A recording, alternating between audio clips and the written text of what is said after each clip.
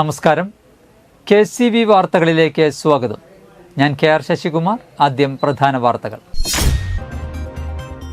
ഉപഭോക്തൃ കോടതി വിധി പാലിക്കാതിരുന്ന പാലിയേക്കര ടോൾ പ്ലാസ മാനേജിംഗ് ഡയറക്ടർക്കും ദേശീയപാത അതോറിറ്റി പദ്ധതി നിർവഹണ വിഭാഗത്തിനും വാറണ്ട് അയക്കാൻ നിർദ്ദേശം.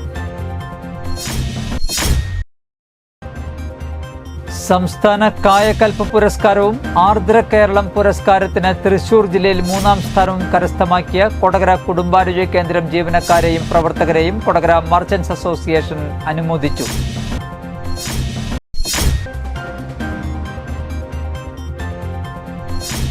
വയനാടിന്റെ പുനരധിവാസത്തിന് കൈത്താങ്ങുമായി ഓട്ടോ ഡ്രൈവർ.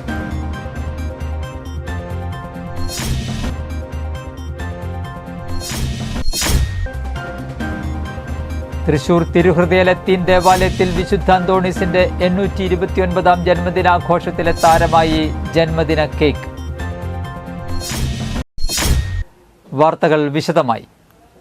ഉപഭോക്തൃ കോടതി വിധി പാലിക്കാതിരുന്ന പാലിയേക്കര ടോൾ പ്ലാസ മാനേജിംഗ് ഡയറക്ടർക്കും ദേശീയപാത അതോറിറ്റി പദ്ധതി നിർവഹണ വിഭാഗത്തിനും വാറണ്ട് അയക്കാൻ നിർദ്ദേശം.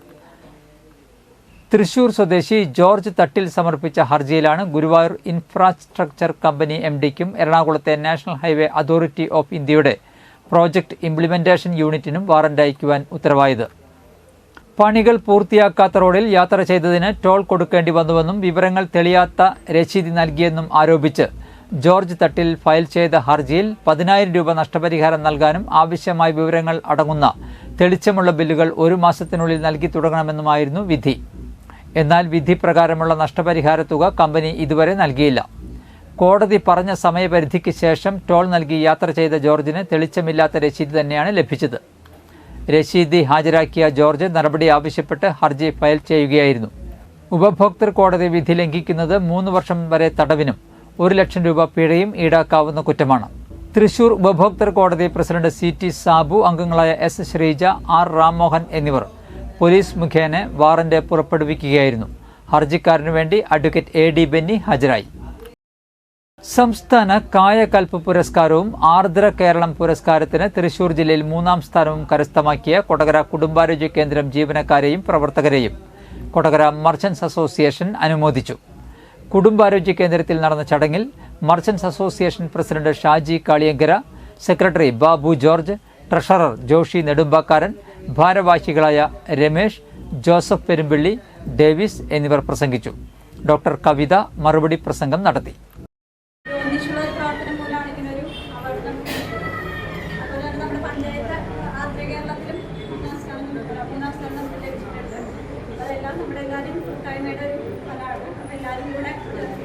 വയനാടിനു കൈത്താങ്ങായി കുരുന്നു വിദ്യാർത്ഥികൾ.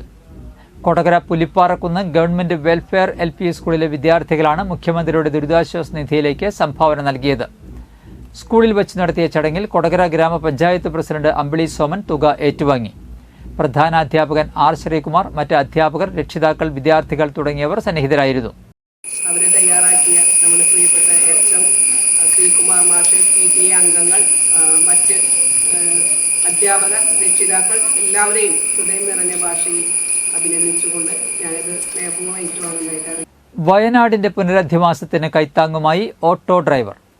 കൊടകര പഞ്ചായത്തിലെ 1ാം വാർഡിലെ താമസക്കാരനായ ഗിരിജൻ K അമ്പാടിയാണ് ഓട്ടോ ഓടിച്ചു കിട്ടിയ പണം മുഖ്യമന്ത്രിയുടെ ദുരിതാശ്വാസ നിധിയിലേക്ക് സംഭാവന നൽകിയത്. കഴിഞ്ഞ 2 ദിവസത്തെ വാടക ഇനത്തിൽ കിട്ടിയ വരുമാനമാണ് മുഖ്യമന്ത്രിയുടെ ദുരിതാശ്വാസ നിധിയിലേക്ക് നൽകിയത്. കൊടകര പഞ്ചായത്ത് പ്രസിഡന്റ് അമ്പിളി സോമൻ തുക ഏറ്റുവാങ്ങി. വൈസ് പ്രസിഡന്റ് KG രജീഷ്, ജനപ്രതിനിധികളായ ജോയ് നെല്ലിശ്ശേരി, പ്രനില ഗിരീശൻ, CDCB തുടങ്ങിയവർ സന്നിഹിതരായിരുന്നു. മുഖ്യമന്ത്രിയുടെ ദുരിതാശ്വാസ നിധിയിലേക്ക് ധനസഹായവുമായി തൊഴിലുറപ്പ് തൊഴിലാളികൾ. അളകപ്പനഗർ ഗ്രാമപഞ്ചായത്തിലെ 6ാം വാർഡിലെ തൊഴിലുറപ്പ് തൊഴിലാളികളാണ് മുഖ്യമന്ത്രിയുടെ ദുരിതാശ്വാസ നിധിയിലേക്ക് പണം കൈമാറിയത്. പുതുക്കാട് MLA KK രാമചന്ദ്രൻ തുക ഏറ്റുവാങ്ങി.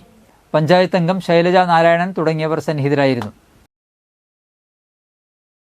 ഇമ്മാനുവൽ മെറ്റിൽസിന്റെ ഇരുണ്ട തൊലിയുടെ രാഷ്ട്രീയം പറയുന്ന മിഡ് ദ ഡാർക്ക് ചിത്രകലാ പ്രദർശനം കേരള ലളിതകലാ അക്കാദമി ആർട്ട് ഗാലറിയിൽ ആരംഭിച്ചു. സാഹിത്യകാരൻ പ്രൊഫസർ VG തമ്പി ഉദ്ഘാടനം ചെയ്തു. ചിത്രകാരികളായ Sreeja Pallam, Mariyam Jasmine, Gramika president PK Kittan, artist Anto George, curator Ranju Leap തുടങ്ങിയവർ സംസാരിച്ചു.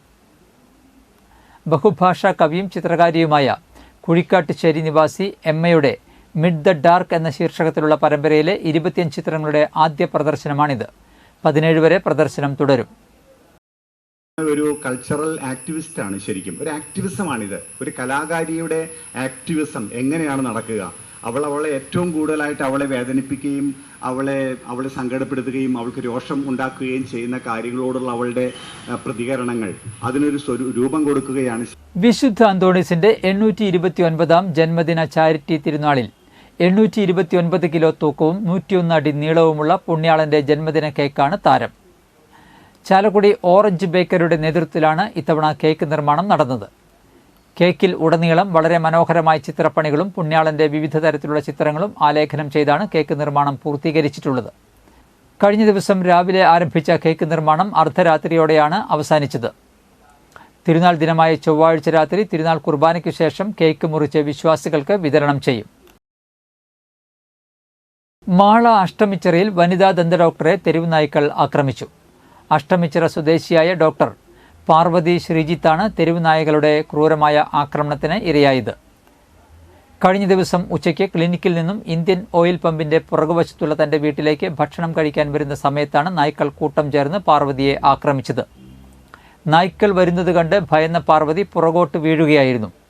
വീണുകിടന്ന ഡോക്ടറെ നായ്ക്കൾ 2 തുടകളിലും കൈകളിലുമായി കടിക്കുകയും ഡോക്ടർക്ക് സാരമായ പരിക്കുകൾ ഏൽക്കുകയും ചെയ്തു. വീഴ്ചയിൽ ഡോക്ടറുടെ കൈക്ക് ഒടിവും സംഭവിച്ചിട്ടുണ്ട്.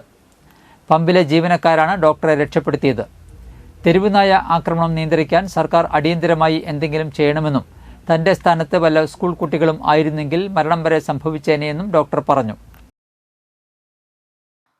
നമുക്കിപ്പോൾ ഈ പട്ടികളെ പേടിച്ചിട്ട് അതായത് അങ്ങോട്ടൊരു ഉപദ്രവം ഇല്ലാണ്ടാണ് ഇതിപ്പോൾ ഞാൻ അനുഭവിക്കേണ്ടി വന്നത്.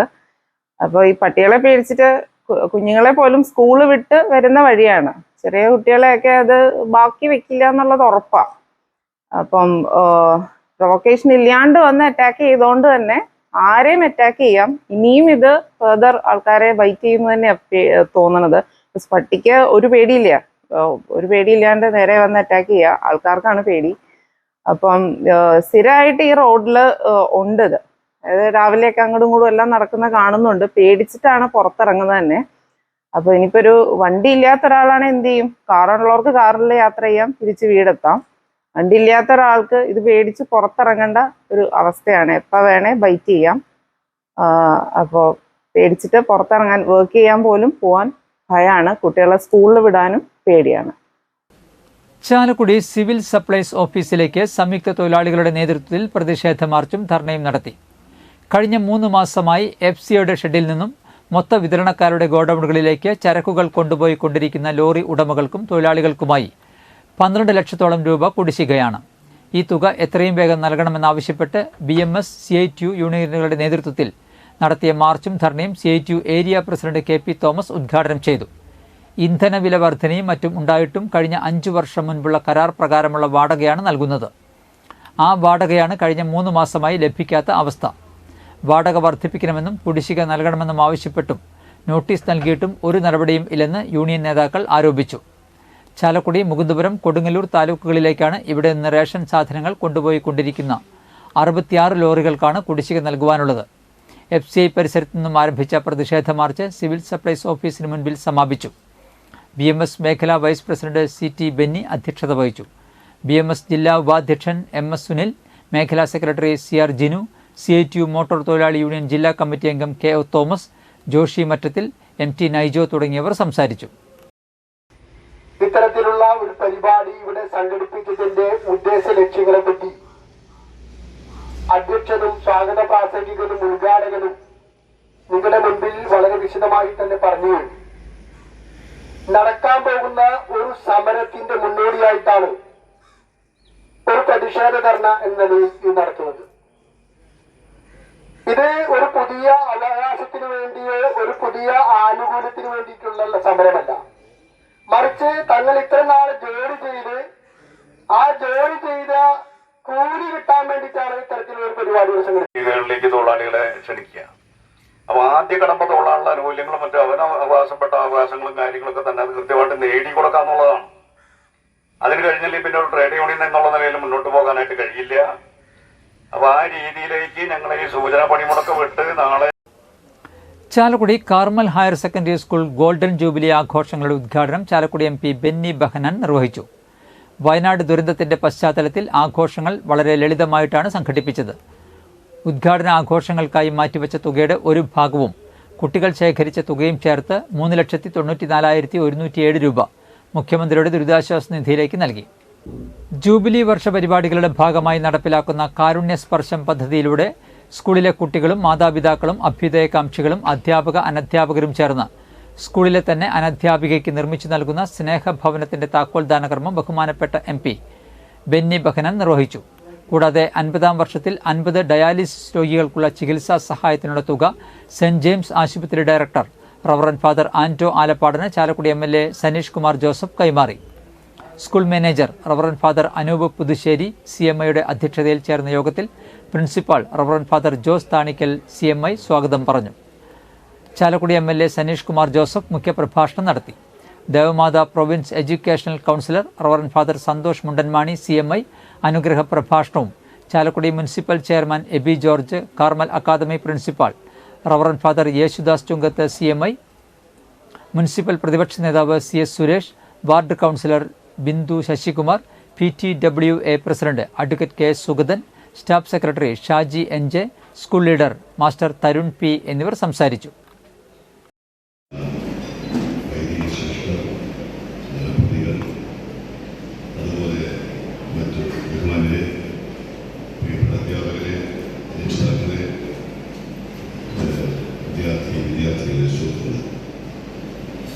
ഈ കാർമൽ ഹയർ സെക്കൻഡറി സ്കൂളിൻ്റെ 50-ാമത് വർഷാഘോഷം, അതിൻ്റെ ജൂബിലി ആഘോഷ പരിപാടി പങ്കെടുക്കുന്നത്. ഇന്നത്തെ സ്വർണ്ണവില.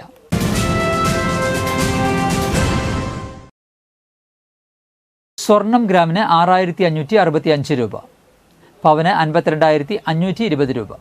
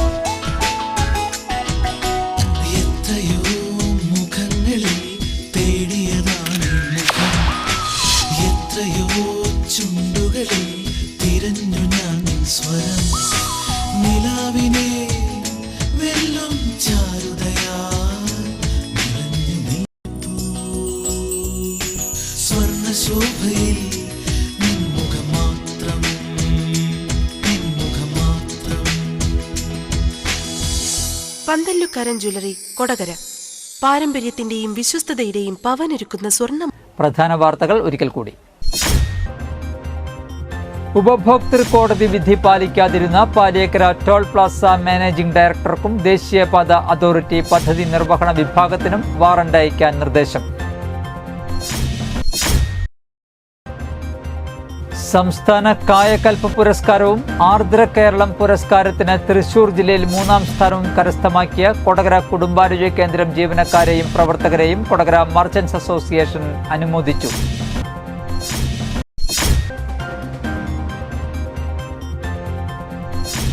വയനാടിന്റെ പുനരധിവാസത്തിന് കൈത്താങ്ങുമായി ഓട്ടോ ഡ്രൈവർ.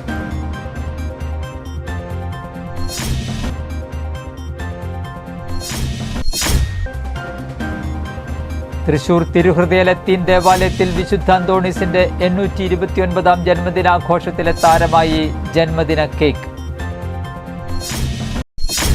ഇതോടെ വാർത്തകൾ കഴിഞ്ഞു. നമസ്കാരം.